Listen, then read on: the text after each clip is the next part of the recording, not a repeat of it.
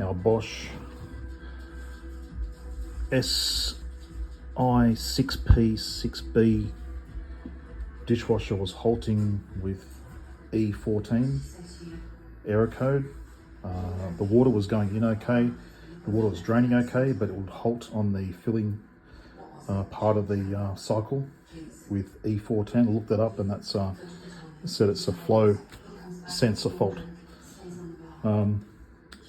So good news most of the time for these ones is it's a very cheap and easy fix. It's actually a little reed switch that comes in a little package like that, and if you look at the instructions, it just instructs you to pop the little reed switch out of this carrier, because I was a bit worried the whole assembly. It's only about 4 screws to take the side panel off, which is on this side here. So you take the 4 screws off. There's 1 at the back, 3 at the front. This entire unit is all sealed, so you can't really open it. And inside here, this is very old, that's why it looks wanky. Inside here is a little PCB with the reed switch. Now, inside that, the sealed unit is an impeller with obviously with a tiny little magnet on there that spins around when it's filling, and the reed switch opens and closes, which tells the dishwasher computer that there's flow.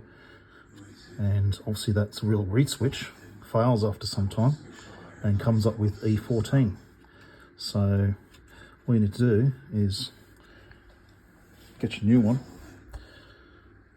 pop that little PCB out with the reed switch on it, pop your old one out of there, pull the connector off, and swap them over. It's just a couple of little plastic tabs that hold it in, so it's very easy to do. And it's in Australia, I think it costs about 30 bucks Australian from Bosch. So, and yeah, I fixed it. So it's a pretty cheap, easy fix. Yeah, so depending on what model number you've got, it's got a ENR number, which you can look up on the Bosch website, and I'll tell you which flow sensor is the correct one.